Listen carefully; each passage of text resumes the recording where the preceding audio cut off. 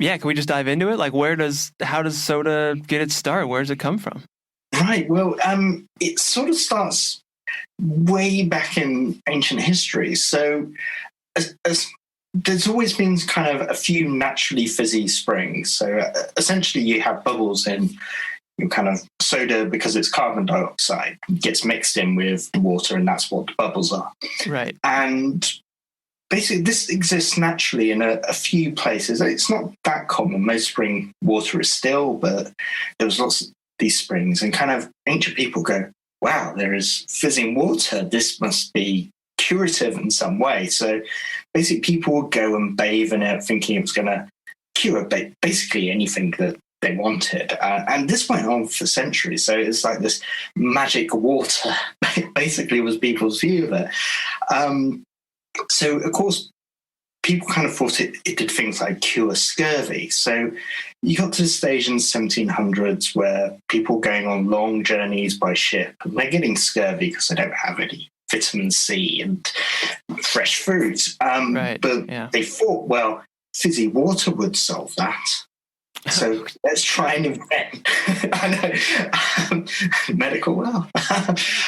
So there was this big push to how do you carbonate water? So, it was actually decades and decades of research of people trying to figure out what is this gas? How do you put gas into water?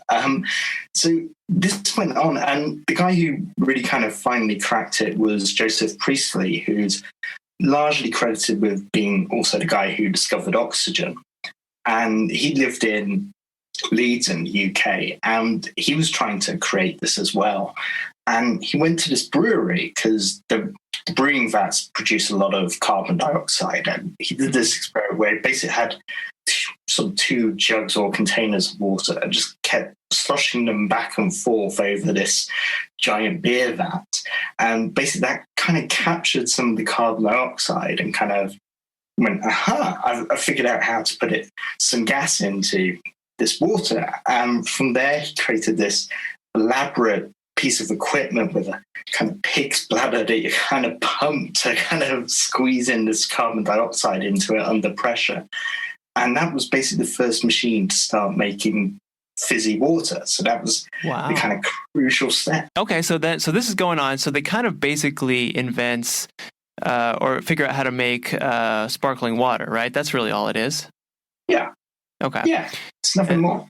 Yeah, so sparkling water, but then what do they start, and they're, bathing in it or whatever, they start to drink it. Do they start to add flavors, or how does it kind of progress from there? Yeah, so at some point, people did start adding flavors, and this is the bit no one's quite sure where it began.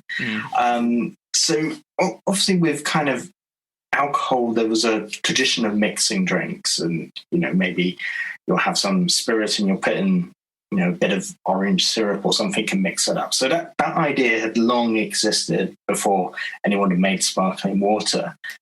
So it wasn't like a kind of revolutionary leap, which I think is why it wasn't recorded very well. So basically it just starts, because what I did, I sort of went back through kind of old newspapers that's been scanned digitally, just trying to find any references to kind of early pop. So you get, this is 1700s. We're talking to, record keep.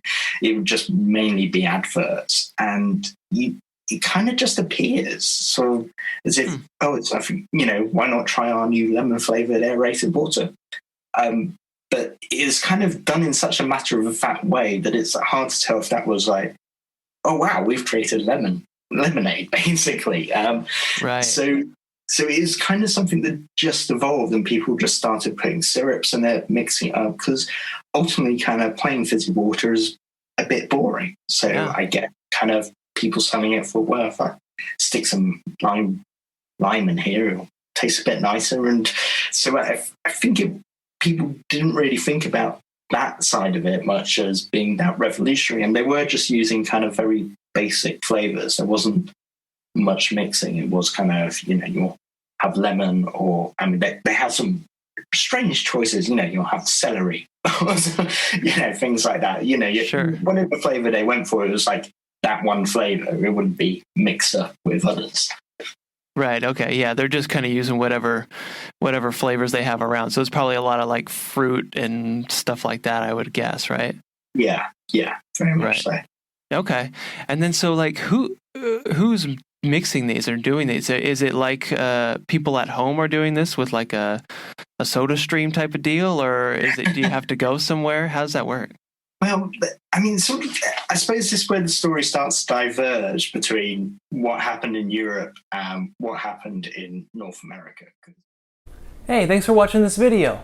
This is my dog, Murphy, and these are dog treats. Now I'll give Murphy one of these dog treats, and all you have to do is press the like button. Just press that little like button right down there at the bottom of this video, and this sweet, adorable, cute little puppy gets a treat. All thanks to you. Alright, you did it? Okay, I believe you if you said you did it. There you go, Murph. She got that treat because of you. Now, I'll eat one of these treats, and all you have to do is click that subscribe button. Right there, pointing to it. Just click that subscribe button, subscribe to Curiosityness with me, Travis DeRose. Get lots of good video, and I'll eat this treat. Alright, you did that too? That's not very good. For real, not very good.